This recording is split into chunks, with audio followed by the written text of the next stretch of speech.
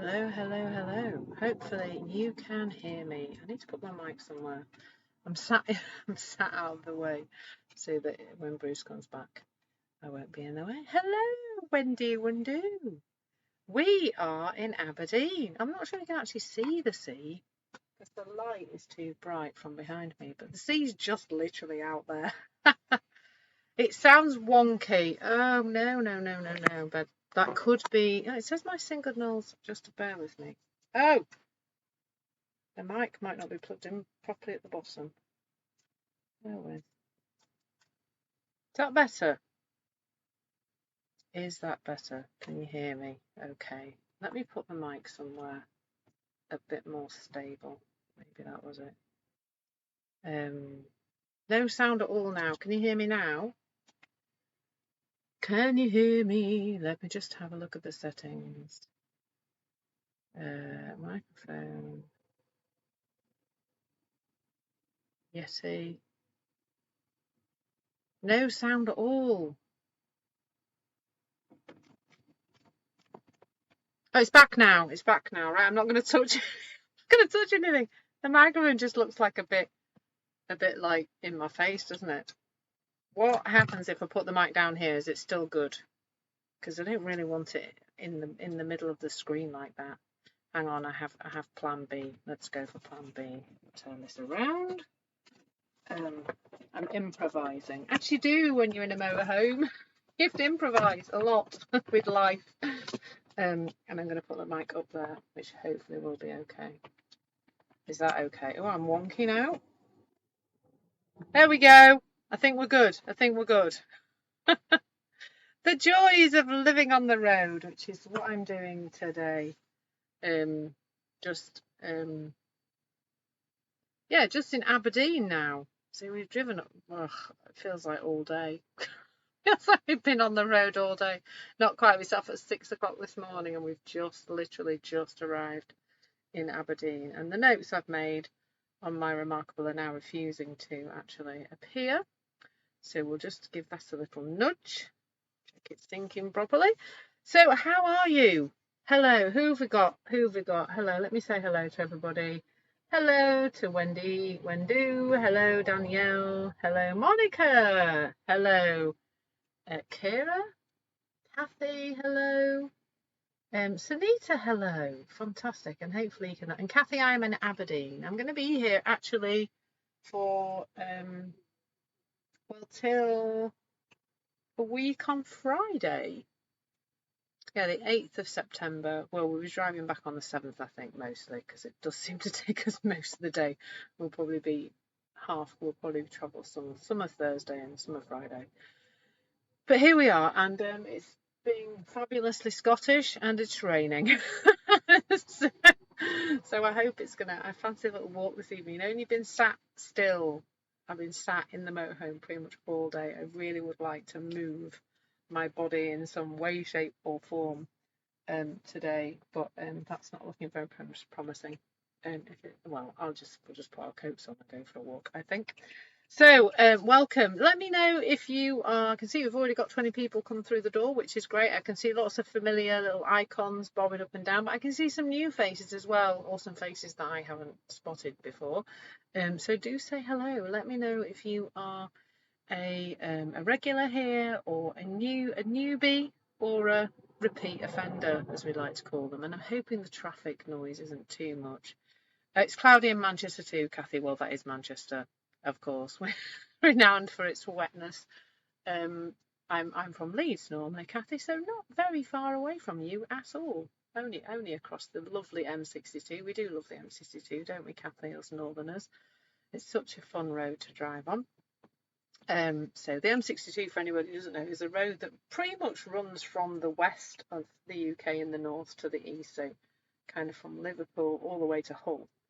So it catches Manchester and Leeds on the way. So it's the road that joins Kathy and I together in the physical world. Yes, yes, not. I agree with not. And I feel like that's just a knocking. Oh, that's Bruce Was that Bruce knocking on the window? He is real, of course. We all know that now, don't we? Because some of us have met him briefly as he came to say hello. Look at old Bruce is emptying the loo. So ladies, let me just tell you, I'm all for equality. And I'm all for, women can do anything they want. However, just so you know, if you ever have a camper van or a motorhome, emptying the loo is man's work. It's like an ongoing joke in this. I have never emptied. We've had it 2 years. I've never emptied the motorhome toilet. So there you go. Bruce is an absolute star. Bless him. And my husband just hoping to wash his hands before he cooks my food. Wendy thinks the same about emptying the trash. Yeah, I do take the bin out, I have to say.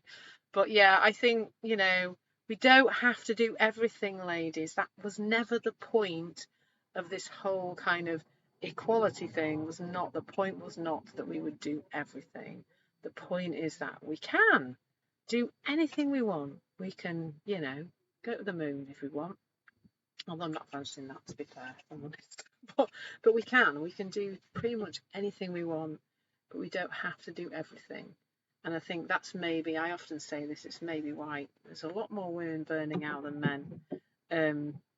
Yeah, there's a lot more women than men burning out, because we do think we can just do it all. Yay, look at us, we're invincible.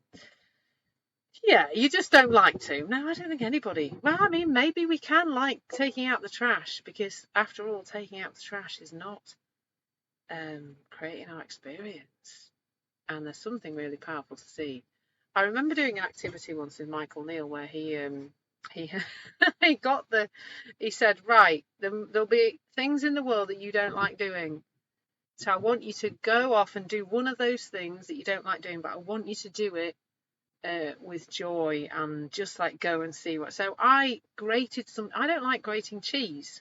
We've all got a thing. Wendy doesn't like emptying the trash. I don't like grating cheese. I'm not sure why. It's ridiculous. But I went to the kitchen because Michael Neal said, right, go off and do it now. Go and do that thing you don't like doing and just go do it. And come back in 10 minutes, and it can take your nails. And you can take your fingers off, but if you've had your nails done as well, Wendy, it can really cause a problem, can't it?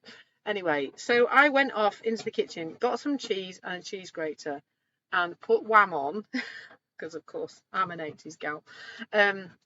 Well, my music is 80s music.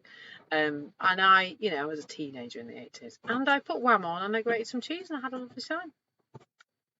So it just shows, it's not the thing, it's the way we think about the thing. So today we're going to explore from comparison to celebration. Oh, Kathy, that's a classic. Wake me up before you go. I really was a massive Wham fan. All my friends are like Duran Duran, but I loved Wham. I really did. And George Michael after, when he went solo. I loved his music, but yeah, that's another tragedy. Oh, and I love Whitney Houston. All the greats that are not with us anymore, eh? All amazing, but all not here anymore. But I did love their music. Really loved it. Very danceable too, wasn't it? We all loved a good dance in the 80s. I still like a dance now, to be fair. So, oh my God, Monica, you saw Duran Duran in concert in July. Wow, that's amazing. With Simon Le Bon and the whole shaboodle. I have not seen the documentary on Wham on Netflix, Kathy. Why did I not know about this, and why has nobody told me before? I will be watching that. Bruce and I will be watching that. He'll be really pleased. Do you fancy that, honey? Documentary about Wham on Netflix. He said maybe not, but I think we can persuade him. I think I can persuade him. And Simon Le Bon is still gorgeous. He must be 70, 60, 70, is he? Because I feel like he was older than me when I was listening to his music. Anyway, come on, girls. You are very good at distracting me. When I was a teacher, the kids were always good at distracting me, and this is no different.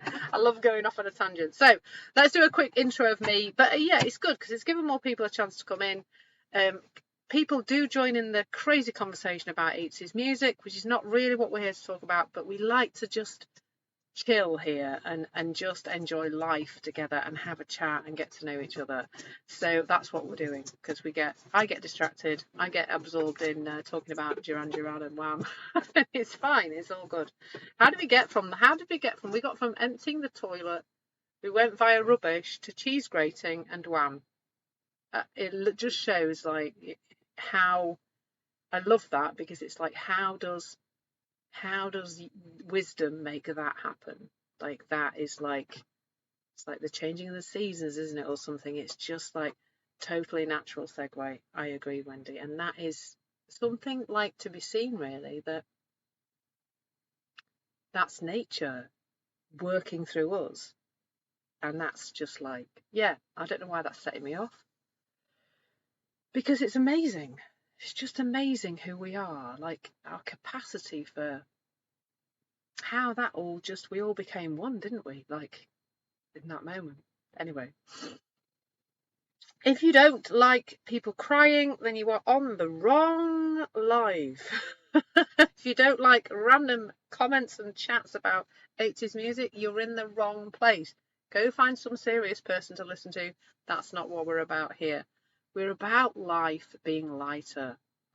And it's really interesting, because today I was chatting to a lady, a client of mine, and after I came off the call, I kind of just thought it's seriousness. It's, if we think it's serious, if it looks serious, if it feels serious, we're looking in the wrong direction. Life isn't supposed to be so serious. So that's something that I think, just in that little segue, like Wendy said, natural segue, that's what we're looking at. We're just, we're looking to see that there is this natural, that we're natural, that we're nature, and that there is this energy flowing through us that's just bringing things to life. And we've seen that that thought being the bridge between the formless and the form. And my thinking and our thinking together has just brought all this stuff to life amongst us, and it's just amazing. And Wendy, you're right, the 80s music and the hair. Yeah, I had a massive curly perm, like it was this big in the 80s, like that. And I also wore leg warmers and rah-rah skirts, and white stilettos with the leg warmers and the rah-rah skirts, and the puffball skirts. Do you remember the puffball skirts? Did they suit anybody? I mean, they were just like they made you look like a balloon. Yeah, and lots of fluorescent blue, electric blue. I actually saw some electric blue stuff in the shops the other day, and I used to say, I said to this, there was a mum and a daughter looking at it, and I said, my eyelashes used to be that colour. My eyelashes used to be electric blue. Oh, John Bon Jovi now, he still is a bit of a dish. Don't tell Bruce I said that. he still is a bit of a dish, John Bon Jovi, bless him. Anyway. Oh my God, you went to an 80s concert last night, DM. Why didn't you invite me? Even wore a punk rocker wig and some hot pink. Oh yes, it was fluorescent pink, wasn't like hot pink. That really pink. What did we used to call that? Same colour as those awful Joyrides tablets we used to take for travel sickness. Yeah, I think DM should have invited us all to the party. Maybe we should just do a live on here that's just like an 80s party where we play 80s music and have dance. Trouble is, you'll be able to see me making a goofball of myself dancing, and I won't be able to see you, which would not be good and not fair.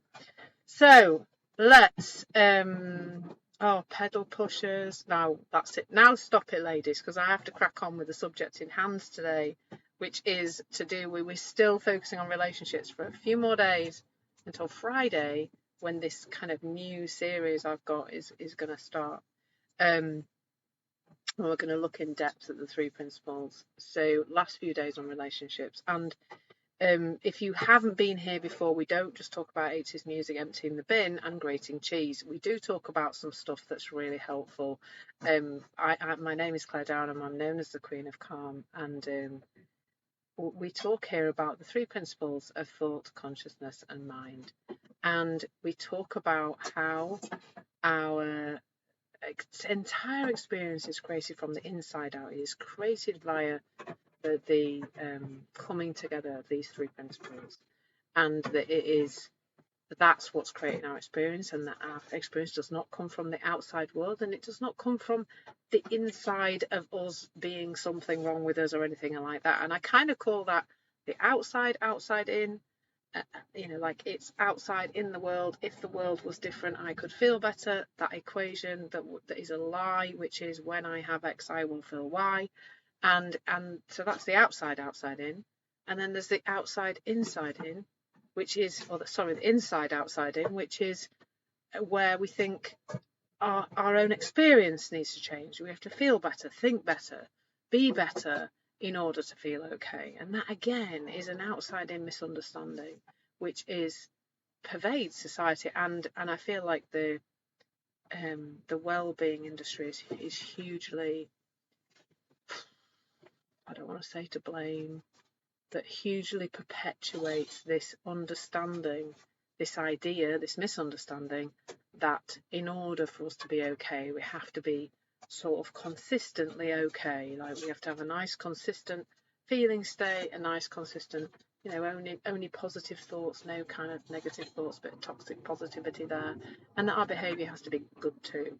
And that if it's not like that, there's a big piece of work to do, which is just the opposite direction to which I am pointing to. I am going to point you to your innate well-being. I'm going to point you to your true nature, your infinite potential, which is what we all have. And hopefully I'm going to do that in a light way, and we're going to have a bit of fun along the way. So I have now 5 courses on Insight Timer, and I've just had a really bad review on one of them.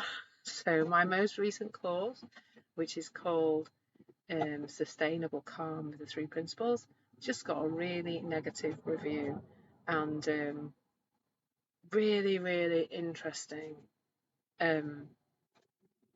Apparently it was long-winded and confusing.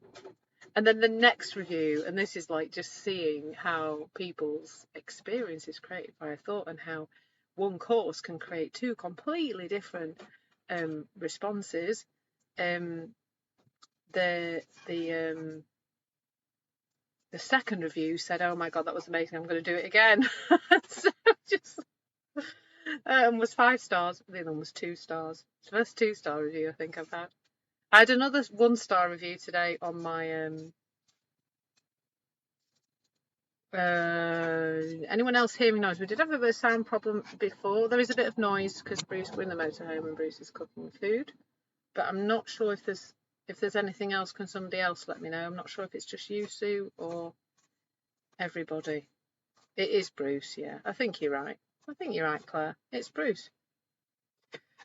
And Claire, oh bless you, Bruce is chopping because we're having fajitas for tea, and he's on with the chopping so that I can eat after this.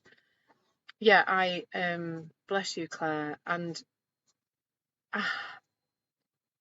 I think it's okay. Like, there's something for you there, Claire, that I hope is helpful in this conversation, that it's okay for you to not feel good about being in pain. Nobody feels good about being in pain, but hopefully this kind of conversation can bring a little more peace. And I'm sorry, Sue, Bruce is tiptoeing around in the motorhome, and there will be a little bit of noise in the background as he cooks, but hopefully it won't be too disturbing. We are looking at getting a soundproof curtain so that we can put a curtain across here, so that when I'm doing things here, it's not quite so disturbing. We are also right on the road, but the sea is just through the window there, just past the drizzle, which might have stopped. So I teach the Inside Out Understanding. That's what I do here. I've got 5 courses. I do lots of lives. If you find this helpful at all, please do check out some of my other things and come to more of my lives, because it is, for me, oh, it has been for me on this journey, the length of time I've spent in this conversation, that has been truly transformational. So let's crack on with the subject, because we've oh, Gary, that's a really good question. I am going to briefly answer that. Does this planet energy affect you? I don't know. I don't know. I guess there are perhaps energetic things that shift. I don't know, Gary. I do have some awareness or something that I think, but I am very clear that if I think it, then it's probably going to be experienced by me. Like last Tuesday, at the point of the new moon, which was 11 a.m., not last Tuesday, but the Tuesday before, I was a proper tearful mess. But I guess it doesn't really matter if it does or not, Gary, because I can still experience not being in a good place in a completely different way because of this understanding. So I find my experience of sadness or anger or happiness or whatever is all different because I know it's thought created. So Claire, you know, when you're scuba diving in the ocean, your pain gets so much better. Is that the earth energy? I don't know whether that's to do with being supported, but also maybe it's to do with being at peace, Claire.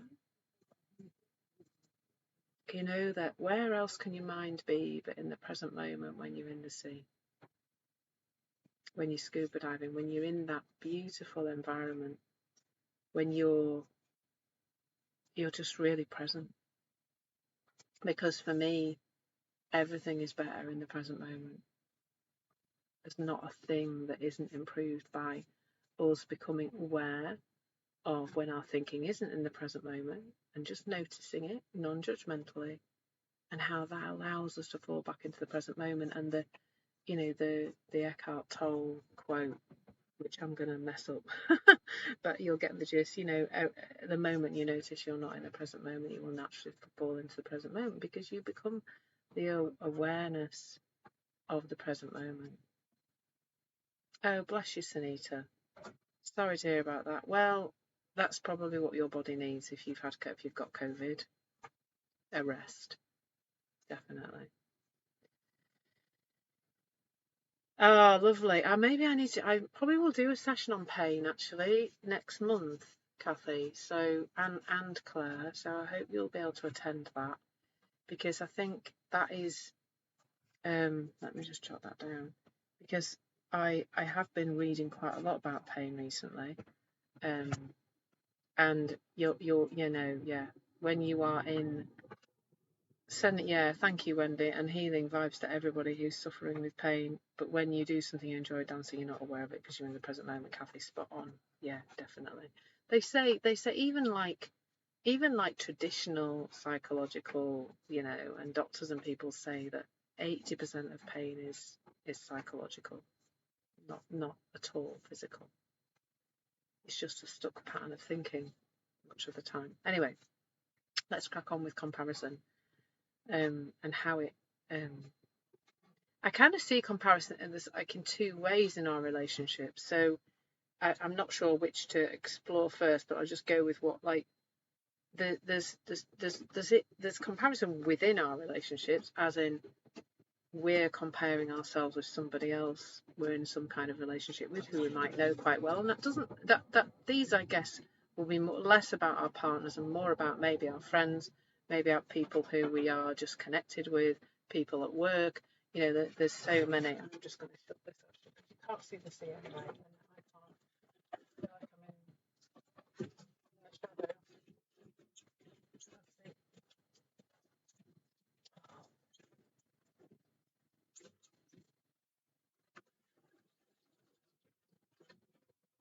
Oh, that's better. That is a lot better. So I think that comparison is huge, not just in our relationships, but in every single aspect of life. and I think it's rife now. So, you know, if you think about when I was a kid, and I think a lot of people on here, there weren't many places to compare yourself, was there? So there was your neighbours and your family and the other kids you saw at school, or other people you saw at work if you were older, or there was the odd person on a magazine, there was an odd person on television. But then, even then, on television, you you you only kind of saw people acting things. You didn't see, there was no reality shows when we were kids. Nothing like that. Now, life now is, and so we did compare, as a woman, I know as a young woman growing up, I compared myself with other people's physical bodies. That was a massive place where I spent my time in comparison. I would have compared my life with other people's lives, the bits that I knew about them. Whereas now, there are so many places to compare yourself with other people that it's ridiculous, really. And that's the kind of, and you get to see massive amounts of other people's lives, and a lot of it isn't true. So, and I think as human beings, that comparison is just something that a human mind has a tendency to do. It was a good thing at one point, because you did want to. So if you're some tribesman on a savannah somewhere and you're trying to stay safe, well, you do want to kind of be able to compare something with something else, because you want to. It's a way of evaluating, isn't it? It's a way of going, oh, hang on a minute, that person looks like my enemy because he's got that red paint on his face, or he's got this kind of hair, or he looks like my enemy. So is he from the tribe of my enemy? This bush rustling looks and sounds like the bush I had last week rustling, and that had a saber-toothed tiger behind it. So that all the time our brains are kind of geared up to be comparing, because it's a way of staying safe. It's also a way of staying within the tribe. That we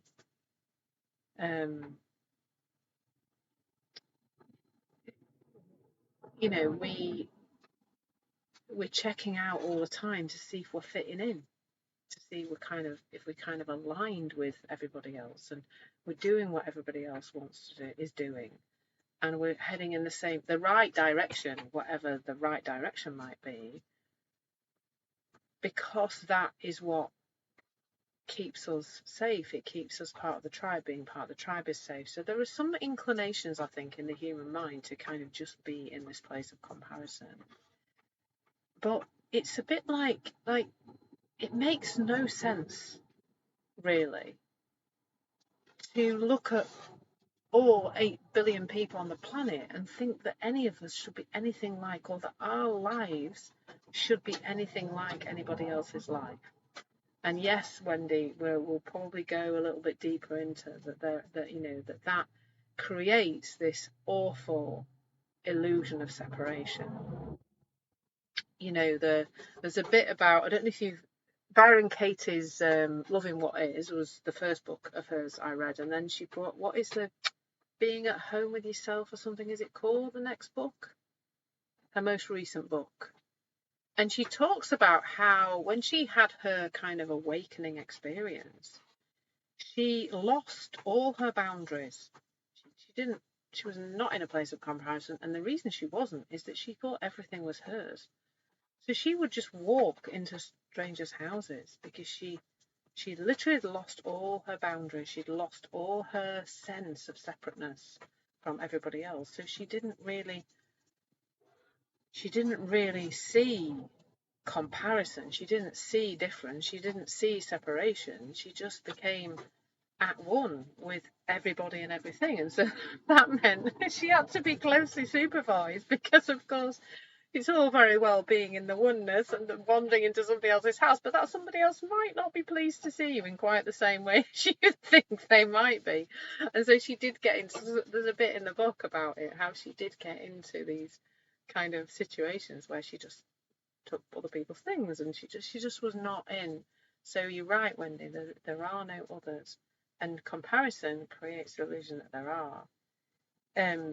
But also, to me, it doesn't make sense because it's not. I'm going to say it's not natural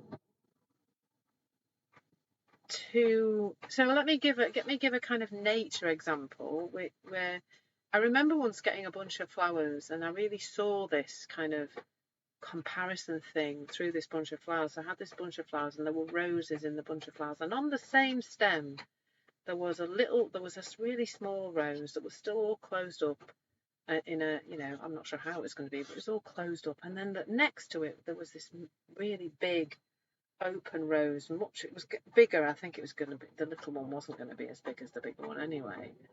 And I just looked at them both, and I just thought they're both perfect. There's nothing wrong with either of them. I'm not looking at those two roses and thinking, oh, well, you're this and you're that and you're better and you're worse. And actually, what's this? How slow is this little one? What's it doing? Why is it not open yet? I just looked at them both and just thought, wow, beautiful roses. Perfect. Absolutely perfect. Nothing wrong with them. Just exactly in the right place. Exactly where they're supposed to be. Just perfect in every way. And why don't we think we're perfect?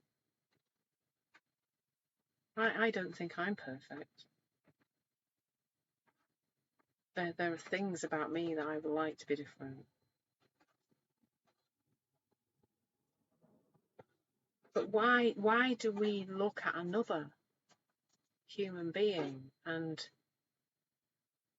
think that we're supposed to be like that person? That we're supposed to be the same as them? And there's an irony to it, isn't there? Because do we want to live in a world where everybody's the same? Where everybody's keeping up with the Kardashians or whoever it is? I know nothing about them at all. I've literally no idea. I don't even know who they are. But I know they're on the telly a lot, and they're out there showing us their lives, and that perhaps some of our younger people in particular probably look at them and think their life is supposed to be. It's because the show's called Keeping Up with the Kardashians, isn't it? Or something equally icky. So that, like, why? So there's something here about it looking like somebody else's life is making them happy.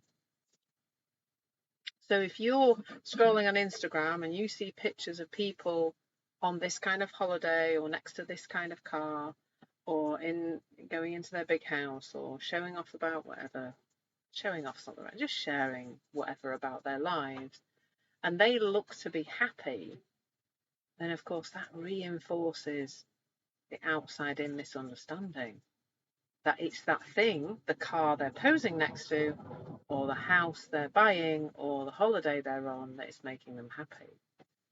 And so then we look at our lot, what we've got, and we compare. And we think that, well, I don't feel great, and maybe I'd feel better if I had their life. But that's the other irony in this, is that, well, first of all, we don't know that they're happy. They just happen to be slapping a smile on when they're in front of that lovely car. Because, of course, I mean, apart from anything else, it might not be their car. I could walk around Aberdeen and find a nice car to lean up against and have my photo taken. So there's that as well. We're comparing with an illusion, aren't we, a lot of the time? But we're comparing with an illusion, really, of happiness and what it is, or contentment, really. I'm not sure happiness is overrated, I think, isn't it? Whereas contentment is something we're probably all looking for a lot of the time.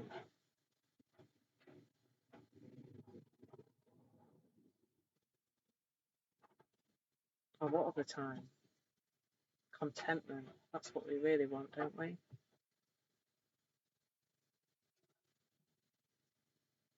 But comparison, of course, takes us further away from that contentment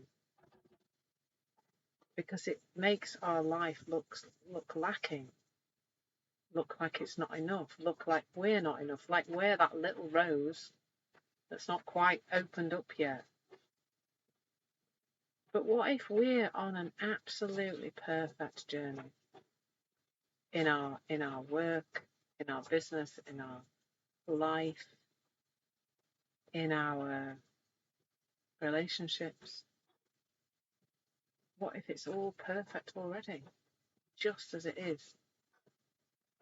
I hope what I'm sharing here is making sense. I see there's quite a lot of people coming, so it'd be good for you to say hi if you want to. Welcome. Today we're talking about comparison in our relationships and how it kind of how it affects them, and what's to be seen about moving away from comparison. Because I think for me that's it. It's all the same. It's no. What does comparison feel like? Like, that's a question. Let's put that question out to anybody who wants to say hello, wants to join in, wants to share something. What does it feel like if we're looking at somebody else's life and comparing it to ours? What does that look like? It feels yucky, Maggie. It really does. Oh, lovely, Maggie. Lovely to see.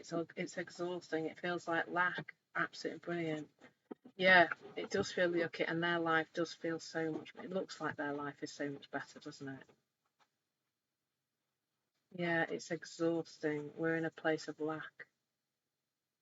We maybe feel lost, and we really do feel like if our life was just like that, we would be okay. But we don't know whether that person's even in a good place, do we?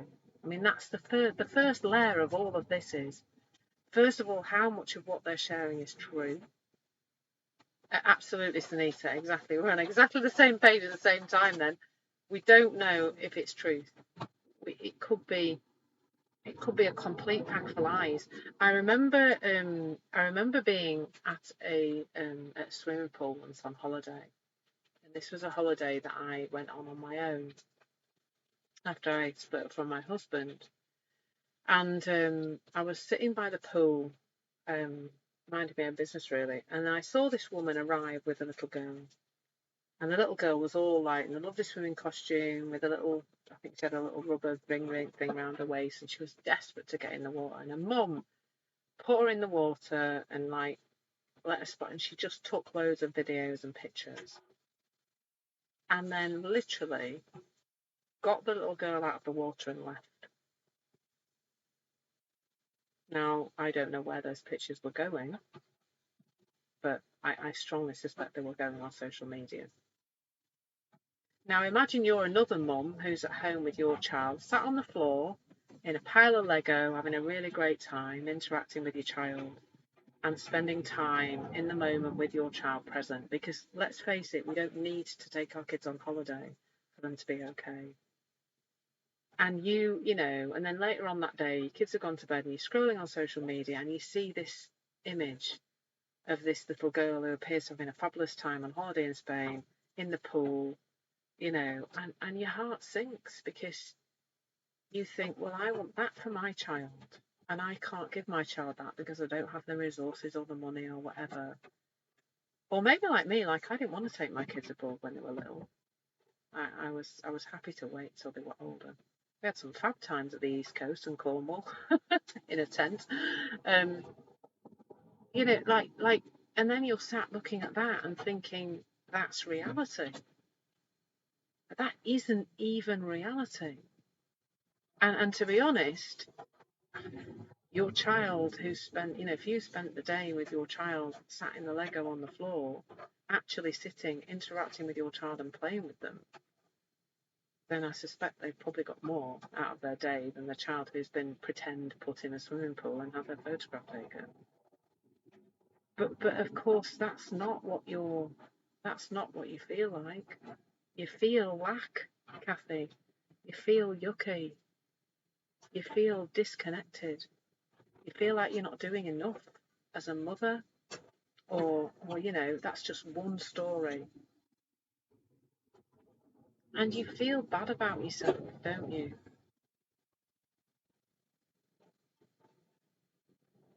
Sometimes we don't even have to compare. We just want a different experience for ourselves. Yeah, I think you're right, Sue. I think it doesn't have.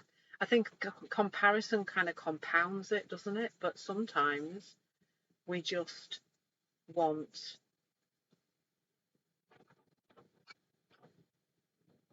we just want to we want something different. Now, I'm not saying don't want things. I want things. I have desires. I have things I would like to have in my life. I'd like some more clients if anybody's up for it. I'd like to do more traveling in my motorhome. I'd like to live in Spain for a while in my motorhome. There's things I'd like to do. Absolutely. But I think I've reached a place where I am literally happy, content to be sat here talking to you. It doesn't need to be anything else. I can be at peace now in this present moment. It doesn't still mean that I don't work on my business and do things like I do here, sharing with you, and make new courses and enjoy my enjoy moment by moment creating my business and making it what I want it to be. But I don't need to. My well-being isn't dependent on that, and that's so different. That's so different. Like, we can absolutely want different things, absolutely. But if we think that we can't be okay until we have those things, then the journey, we don't enjoy the journey. And the journey's it, folks. There's nowhere to flipping get to apart from a hole in the ground. There is nowhere to get to. There is no destination. There's moment by moment of this life, and if you're waiting to be happy until either your life looks a certain way or your life looks like somebody else's life, then you are, first of all, you're in an absolutely huge misunderstanding that life has to be a certain way for us to be okay. And second of all, you're looking for your well-being in the outside world, and it isn't there. It isn't there. So comparison affects everything. Everything in our relationships, in our lives. It takes us away from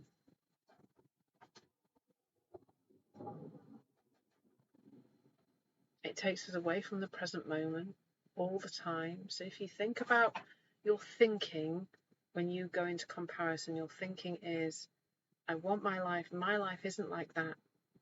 So I feel sad. So you may feel regret. You may ruminate. You may think about the past and think about decisions you made and how you've done life wrong and why isn't your life there yet. Like, there's so much, and that can impact really heavily on our self-esteem. Or you get caught up in the future and how can I make my life like that? And then there's dissatisfaction in the present moment. So Wendy and Kathy, I'm totally with you, definitely. Yeah, the less complicated, simple life, the less complicated, the better. The less striving, just being. I think for me, there's something about living in this van for periods of time. I sit here, day in, day out, doing exactly what I want to do. I work with my clients from the van. I do these sessions from the van. I eat beautiful, we eat the same food here as we do at home. We eat healthily, we eat well. The sea is behind the blind, but I've had to shut the blind because it was too much light coming through. And I think about all the things in my house and I just think I'm ready to let them go. I don't need them anymore. I used to want the big house. I used to want the stuff. I worked very hard as a primary school head teacher to the point of burnout. And I still wasn't happy. And I was always always looking at the person who was the next rung of the ladder above me and comparing and going like, how do I get there? And every time I got there, I kind of had a few months of like, oh, it's a new job, it's all exciting, because you do, don't you? Like in the moment, you have to be, because you're trying to find out how everything works and where the toilets are and how to, all the kids' names, and it's very, very intense to start with. So you don't have time to be back in that place of comparison again. But very quickly, every time, I would get to the stage of just going, is this it? I need to move again because I'm still not here. I'm still not satisfied. And it drove me to burnout in the end. Chasing and chasing and chasing. Now, I'm reflecting now and thinking, how much did comparison play a part in that burnout? And I feel like there's something to be seen about that, but I'm not quite sure what it is yet. So Sarah, thank you. Well, thank you for being here, Sarah. It is a different way of thinking. Yeah, that you can be happy in the present moment. Oh, bless you. Oh, so sending you lots of love. That your story sounds really difficult.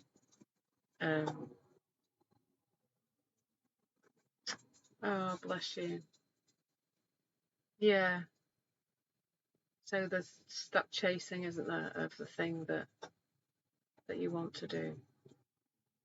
Oh, we're all sending you so much love, Sarah. I know there's lots of love in the room for you here. And I think above, Sue has mentioned Hannah Studley. I've met Hannah. She's absolutely a beautiful person. And she does have, I've hosted her on the Three Principles Conference twice now, Sue. So I hosted her online in 2021, and then I turned up to the conference in 2022 as a volunteer again in London, and I hosted her again. I was the host for her. I was the one who was looking after, because it was a conference that was online and in person and in Zoom in 2022, and I hosted her room again, and she made me cry. She didn't make me cry, but I had such a realization just from something she said. She talked about checking, monitoring and supervising. I can't remember, or criticizing or something like that. And I just thought, oh, yeah. So pinless now. Whoops.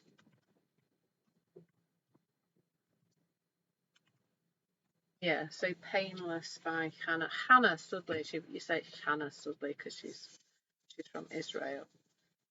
Yeah, I really recommend that, Claire. And she's just brought out a new book, and the new book is called Very Well. And for ladies in the room, highly recommend that one, because that one is all about hormones, and it's very, very interesting, particularly if you're kind of interested in the psychological side. It's, again, both her books are written like stories. They're really nicely written.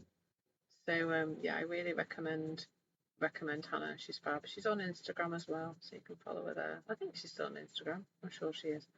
Yeah, it's a different way. I don't specifically work with pain, but I can honestly say, and I'm going to do a session. I've written it down. I'm going to do a session on pain next month, because I can honestly say that my symptoms of physical stuff. So I had adrenal burnout, so I ended up with a chronic fatigue, I suppose you'd call it. I kind of only realised recently that's what it was, but then I had underactive thyroid, and then went straight into the menopause and had a whole catalogue of energy related symptoms, I suppose, and headaches and that kind of thing. But everything, I feel like I keep noticing my thinking about my body, and I spend a lot of time in comparison about that. Oh goodness, that's a corker for me actually. Now I think about it, and maybe ladies in the room, maybe men too, can relate to that kind of being caught up in comparison about your body. I compare my body to how it was a couple of years ago, maybe 3 years ago, 4 years ago, when it was possibly slimmer than it is now. um, and I also compare my body to other people's bodies, and I think, I think was the thing we did do in the 70s and 80s when I was growing up.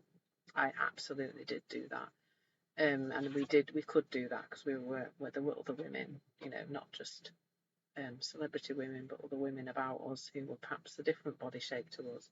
So I really, can think about that. But I've just started to notice that I don't always think very well about my body. And this, for you people who are suffering with your physical body, there is something cool about noticing the thinking you have about your body. And I've just been noticing mine recently, and I don't want you to hear this as a tool or a technique, but it's just something I've just been noticing, that me moaning about my body, me comparing my body, me not being kind to my body, not saying kind things, me kind of saying, oh, my body's like this, oh, I've got adrenal burnout, and I've got underactive thyroid, I've got the menopause, blah, blah, blah. And then as I noticing, I feel that sensation of that thinking. Is that doing my body any good? I suspect not. And so I pause for a minute, and I sometimes just think, you're doing all right, body, actually. This is a body that walked 62 miles in 1 week the other week. Like, it's a good body. It's good, Sending it some love is not a bad thing. So, Sunita, yeah, I don't think many women don't compare themselves, and once they go through the menopause, with how we were before the menopause, perhaps. But again, it's thought creating our reality moment by moment. And the more we can sit with that, the more it starts to fall away. And I have noticed symptoms that I thought were, so food intolerances and things that I thought were wrong with me physiologically, have disappeared. Now, what the heck is that about? Like, I was told that I had a problem with histamine, and I used to drink kombucha every day, and I thought I had to stop drinking kombucha because I thought that was making me ill. And then I'm drinking kombucha now, and I'm fine, because I've told myself I'm going to be fine. Almost. Like, I've just stopped thinking about it, and I like the kombucha, and I know it's good for my gut health, and I'm just enjoying it, and not having the after effects that I used to have. And boy, are we making some kombucha at the moment, because it's been a bit warmer. The kombucha we brew at home is crackers. It's like, when you drink it, you're like proper wink. It's really strong. Oh, bless you, Sunita. I don't know what that is at all, but I will try and look it up so that I can understand it better, because I know you're regularly on my sessions, so I would love to understand that. So, I've copied it so I can have a look at it later, when I can open up the window. So, I'm sorry for anybody who is suffering, and it is possible to suffer less without anything physiological changing. And comparison comes in here, isn't it? Like Sunita's saying, or like if we were somebody, or we feel like we were physically somebody else, and now we're not that person anymore. That can be really hard. Because I don't know, but I don't feel any difference when I was 25 in my head, anybody else. But then, I'll go for a long walk, and although actually I didn't do much walking when I was in my 20s. I did more gym stuff and heavy cardio and stuff like that, and I don't think I could have walked as far as I do now. So there you go. So So let's look at how this inside out understanding can kind of change our relationship with comparison and see it in a different way. And this is, you know, I was talking to this lady this morning, and this is fundamental to the usefulness of the three principles. And this is that we are always feeling thought in the moment. We are never ever feeling anything else. Like the sensations, when you're talking about your emotions are a reflection of thought in the moment.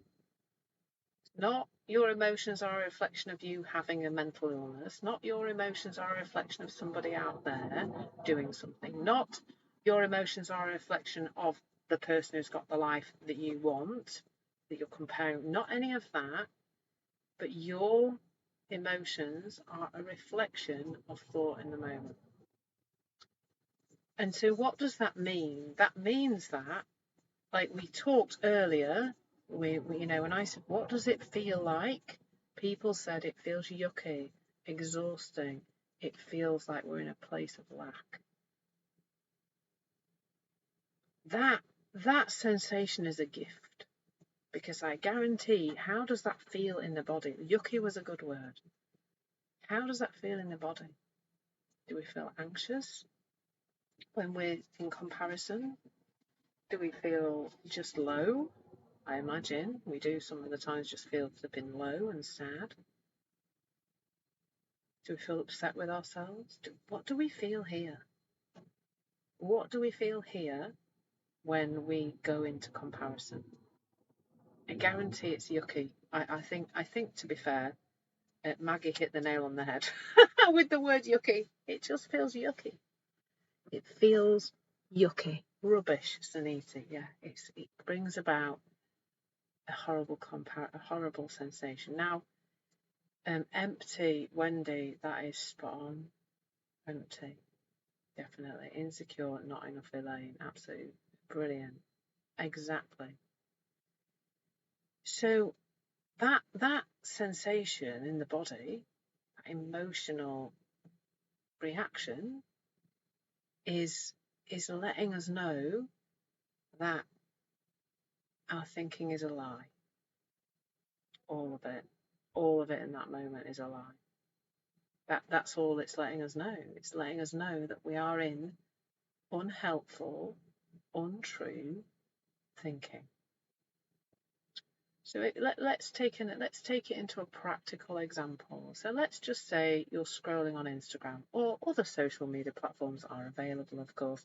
Let's say you're scrolling on Instagram, and fortunately, I seem to have curated my Instagram, and it's all just quite nice. I don't really ever see anything, and I don't spend very much time on Facebook. So let's say you're scrolling on a social media platform, and you come across a post from, you know, a picture of something, and you think, oh, you know, I wish my life was like that, or I want a relationship like that, or I haven't got that thing that other person. Oh, I'd feel amazing if I had that thing. Now, your initial feeling and the initial thought comes without doesn't knock on the door and say, excuse me, can I have permission to come in? It doesn't do that. It's there, isn't it? Like, it's fast. Can you relate to that sense of being triggered? It's called that, isn't it? What a horrible word. The trigger is not out there, it's in you. But actually, that trigger point is a gift. Because if we're looking at comparison, it's letting you know you're going into comparison. Now, and if you've got a habit of that, that's even better, because you can start to really become aware of, oh, there I go again. Now, that initial trigger to me is like an amber warning light, because you're going along and you're happy, you're calm, you're scrolling on Instagram, it's not a problem, it's fine. And then you come across, ooh, you know, you start to feel icky, rubbish, empty, insecure, yucky, as Maggie said earlier. And that's your amber warning light. So the uncomfortable sensation is just amber. It's amber to let you know that you have got some off thinking about what you've just seen on social media, that you're going into comparison. Now, you may well also notice the thoughts. But remember that you don't get to control their appearance, but you do get to start seeing it differently, seeing it as not as something you need to do anything about, not as something you need to react to, not as something. So what you could do, if you don't see, when you think it's from the outside, you may go, right, well, I need to try and get that thing that person's got that's not what I've got now. And so how can I go about doing that? And then you might go into a lot of thinking about how you could get that thing and how much better your life would be if you have that thing. And I guarantee that will also feel awful. That will also feel awful. Now, when you realise that that first feeling, that first yucky feeling, empty feeling, insecure, rubbish feeling, is just letting you know that you have gone into that unhelpful comparison thinking, then what to do is a lot less. Like somebody mentioned earlier about some simplicity. I think it was Kathy. That simplicity. That we want simplicity. Well, what's the simplest thing for you to do in that moment to help you feel okay again? Most of the time for me, it's as simple as a breath and feeling my feet on the floor. Nothing else. There's nothing else to do. Just a breath and feeling my feet on the floor. And then scrolling on by. And maybe even sometimes if I notice that I'm going, and this is not saying that the social media is creating my experience, because it isn't. That social media doesn't make us feel anything. It's our thinking about what we're seeing on social media that's making us feel things. I may well just come off it. Or I may just take a breath and carry on, because there may be some purpose for me being on social media that's related to my business, perhaps. Although that's not massively the case these days, because I spend much more time on here than I do on social media. So it's seeing that initial feeling, the feeling we've all been talking, the feeling we all know when we go into comparison. It's just letting us know that we've gone into comparison.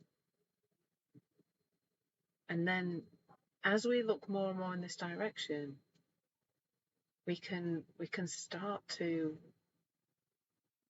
make a choice to get off that train of thought. Yeah, absolutely, Kathy. Me too, sometimes. Yeah. Although sometimes I come across something really interesting on Facebook. I think I've got a lower tolerance for it. Yeah, it does hook you in. It's made like that. The whole thing is created to be addictive so that you buy things from ads that you see on Facebook and they make loads of money. It really is, a whole design is made for that. And have you actually left it then, Kathy? Completely left Facebook? I'm so impressed if you have.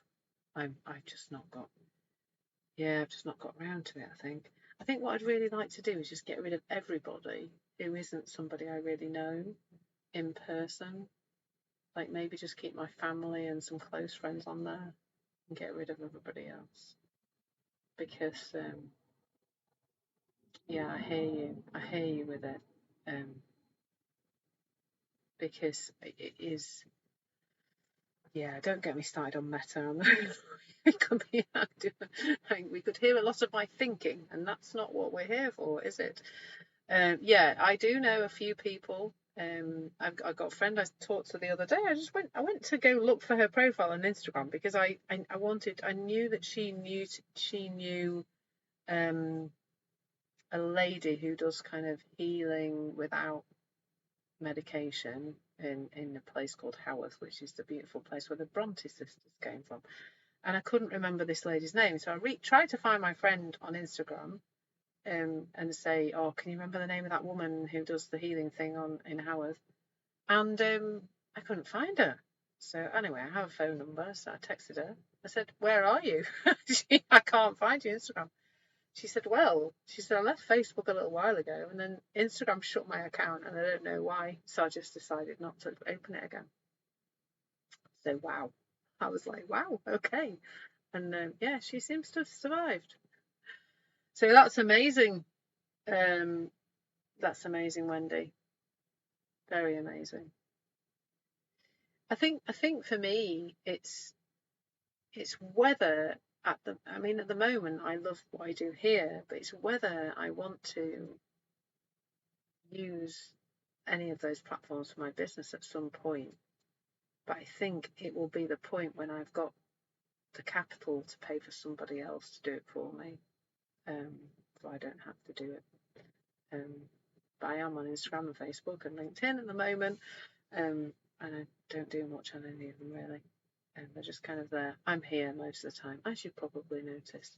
So hopefully, so that thing of realizing when our body, and this is for every single uncomfortable sensation that we experience in our bodies, we all know which ones they are, but that's your amber warning light, and it's letting you know that what's coming into form right now. If you're thinking about, if we're thinking as well about, you know, thought is the bridge between the formless and the form. So whenever we're in this place of discomfort, what's come into form is an uncomfortable feeling. So with thought being the bridge that does that, it's uncomfortable thoughts, unhelpful thoughts that have brought an uncomfortable sensation into being in our bodies, into the world of form. So because an emotion, physically, sensationally felt in the body, is something that's been brought into form. And the thought bridge that's done that is one that has created a not very nice feeling. So it's coming from it's just coming from thoughts that are lies. In fact, earlier on, I was on Instagram, and I follow Rupert Spira on Instagram. Some of you may have heard of Rupert Spira. He's quite a funny guy, but spiritual, but quite funny. And there was this clip of him talking at one of his retreats where he was just saying, "But you know, everything I've told you so far is a lie." And he was saying, and he said, he said, he said, he said, he said, I don't normally tell people till the last day of the retreat, but you've asked now, so I'm telling you that everything I'm telling you now is a lie, and everything I'm going to tell you for the whole retreat is a lie, because it's his thinking, and of course with any of these spiritual understandings, where we're pointing to this formless energy of life, this thing that connects us all, this truth of who we really are. We really are pointing, Michael Neal says this, is that we're pointing at fire with ice. And you can't, we're just wrapping some words from our thinking around something that is formless. Oh, thank you, Claire. I do hope that you do come back. Sending lots of love.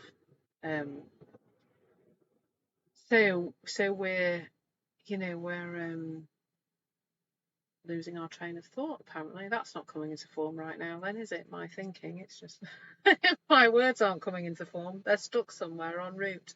Not the first time, it has to be said. And thank you for the love on that, because I know you're pricking the heart now, because you've all been there, haven't you? Start a sentence and the whole flipping thing just falls apart in the middle. So I'll look at the comments for a while. That seems like a good idea. So it's hard. Yeah. Oh, good. Highly recommend it, Wendy. Well, we shall see. I keep thinking about it, but I'll know when I know. So, Sue, are the emotions and sensation of anger and sadness appropriate at times? Isn't always appropriate. I don't know what appropriate means, Sue. Tell me what you mean by appropriate. That's a good thing to, like, they're just what's happening. They don't have, I don't, appropriate would imply judgment. And how can you judge? It's like judging a traffic light and asking whether that's appropriate. Literally. Is it appropriate for the amber light to go? Well, it's warning us that we need to stop soon. So yes, it's absolutely appropriate. I think It depends what we see an emotion is, Sue. If we see an emotion as a signal, how can it not be appropriate? It's just a signal. It's just information.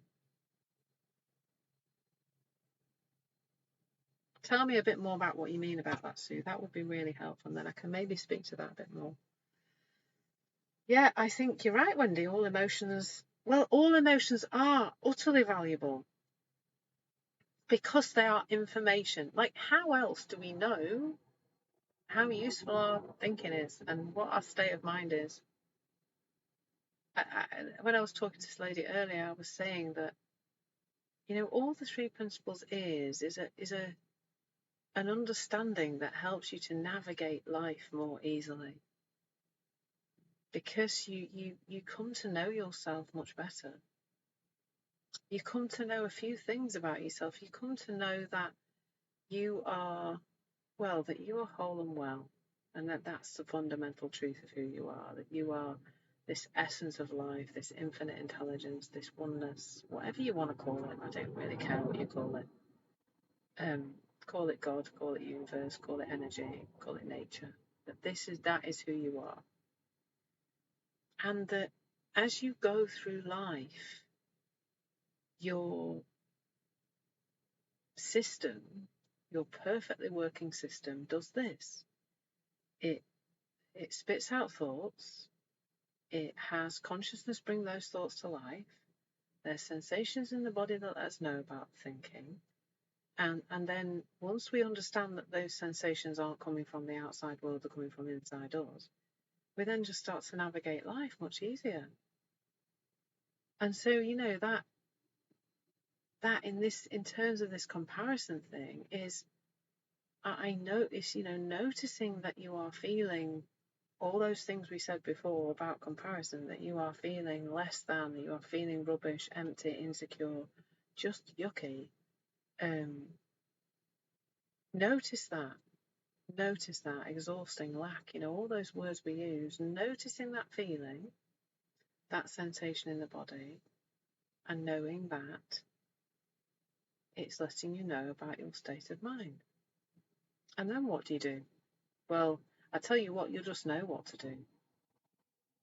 Like, if I get wound up about something, not all the time, because I'm human and I don't always see it in the moment.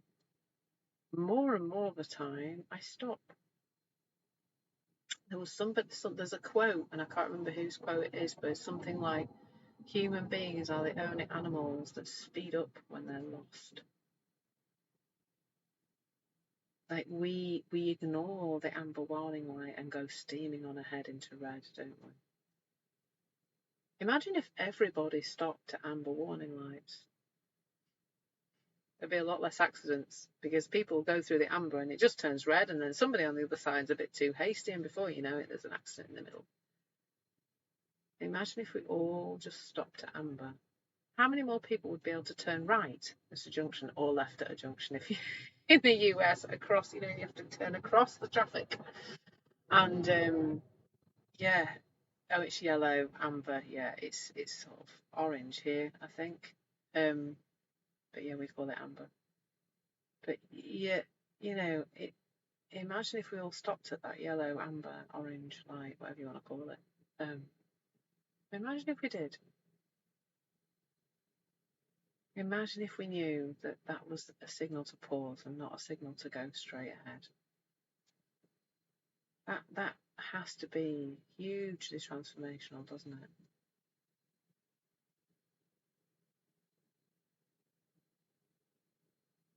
When to go and when to stop. And comparison's no different to anything else. It's just another emotional product of a type of thinking that is lies. Because the entire concept of comparison is a lie. Because, like somebody said right at the beginning, was it you, Wendy? I think it was you spoke about there are no others. So who are we comparing with? An illusion of others, an illusion of separateness.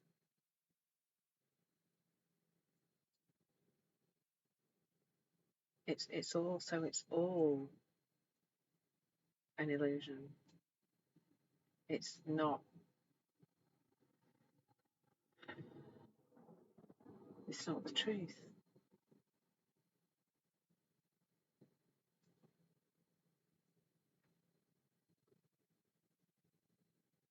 And that's why it feels awful. That's why it doesn't feel good.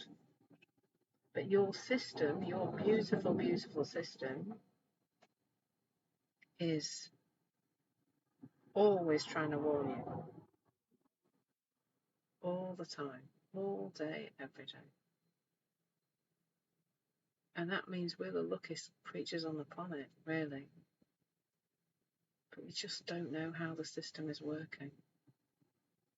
So we end up confused. And we end up thinking that we have to make it different to be okay. And that our life has to look like somebody else's life for us to be okay. And it spoils. I've seen it spoil relationships. I've seen it become a barrier where somebody thinks, well, I can't really be friends with that person because their life is different to mine or better than mine. So I need to stay away from them because I can't bear to be around somebody who seems to have a better life. I've seen it create burnout because somebody is. I was chatting to a lady the other day. That person absolutely definitely broke the speed limit. You could hear them. It's like 30 miles an hour on this road. So the person I spoke to the other day was talking about how she was brought up in a village, quite a kind of not close knit, but a curtain twitching village is what I would call it, where everybody's always like nosing at what everybody else is doing and comparing all the time. And she said her family now, she's moved out of that village and she feels a bit of relief from being out of that environment because her family are just all the time comparing themselves with others, trying to keep up. We call it keeping up with the Joneses. I have no idea why. Because I suppose Jones is a very common name in the UK, so I guess it just means you're trying to keep up with everybody. It's called keeping up with the Joneses in the UK. I don't know if you have a similar saying in the US. But that idea of spending more, doing more, all that kind of thing. And I know somebody who's so, oh, hello, Violet. You do call it keeping up with the Joneses. I know somebody who's so caught up in that they nearly put themselves into financial difficulty because they think they've got to be buying certain kinds of gifts and they've got to be keeping up with the holidays and taking their kids to all the same activities. And those things cost money this person just doesn't have. And so then that person is struggling for money and trying to find, working extra hard, trying to earn more and more money, spending time working all the hours that God sends in order to earn the money that they think they need to keep up with the comparison they're in with everybody around them. And that's really cool to see in a way, because that's, again, it's saying, well, look what happens when we chase being like other people. Well, we end up tired out, don't we? And we end up, kind of not in a good place. So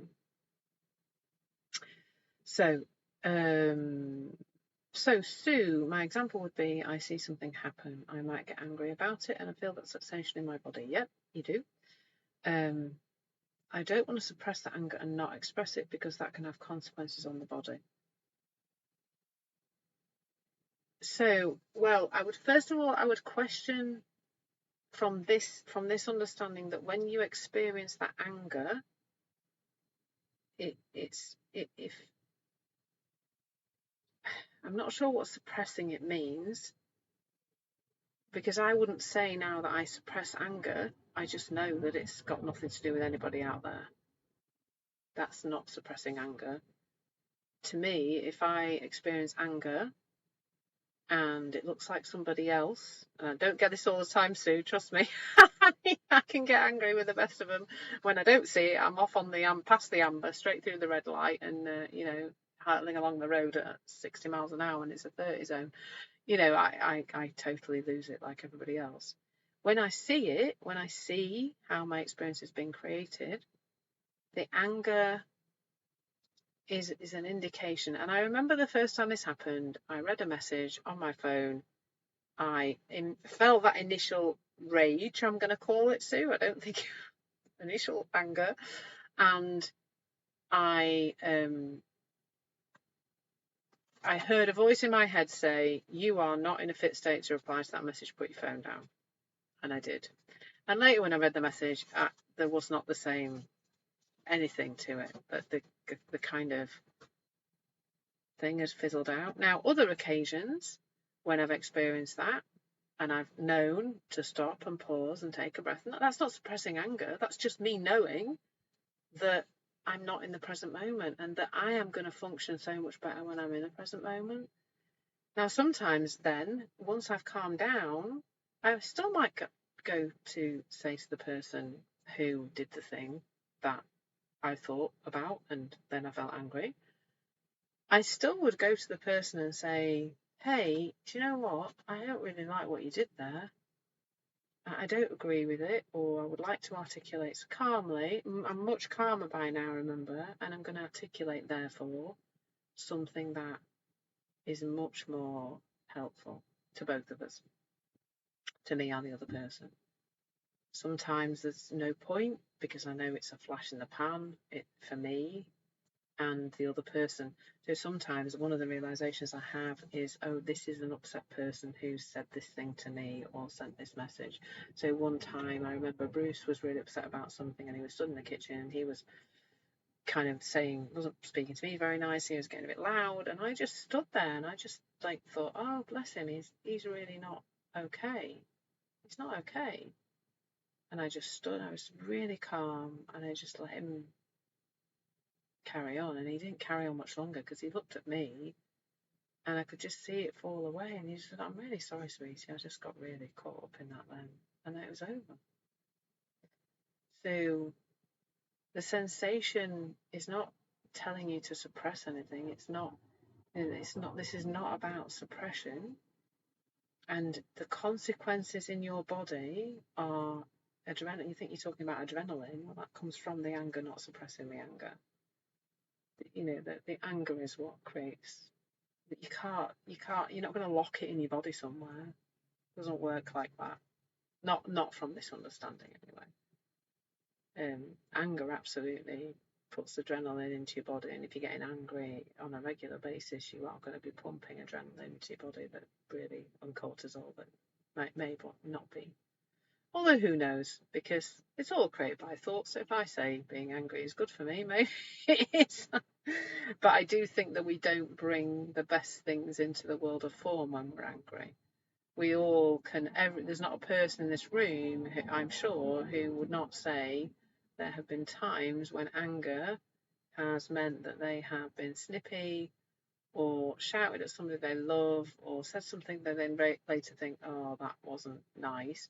Now, we're all still doing the best we can with the state of mind that we're in the moment, but most of us don't want to get upset or shout at the people we love. And we'd rather not do that, I think. And we kind of think, oh, wish I hadn't afterwards. We don't need to be in a place of beating ourselves up. But it does, it does just make sense to not end up in that place, I suppose, is what I'm trying to say. So I hope that's helpful. So it is quite difficult. Yeah, it's quite difficult. And so Sue, you do come in here with some brilliant questions, and I can see your real openness to talk about this. So, there's an invitation there. If you want to book an hour with me, then there is a link in my bio where you can go and book a conversation, and we can see if we can explore your individual stuff, because obviously on these sessions I can only really cover things on a certain level. So so if you are new here, and I'm guessing there are quite a few new people, I would really appreciate it if you went to follow me.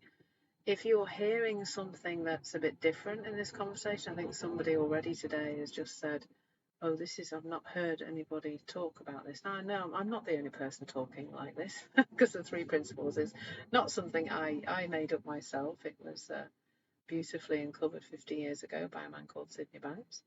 And in fact, we're partway through this is the 50th anniversary year.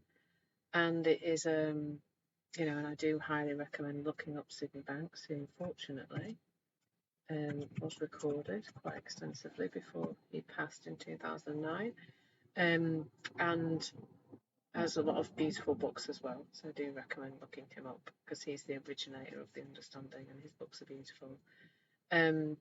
What was I going to say? So please do, if you found this helpful at all, then just a reminder that these sessions do come to you via donation, and those donations help me to support people on Insight Timer by turning up here a few times a week, and they also support Insight Timer too. Base, can you just pass my phone? Honey? Honey?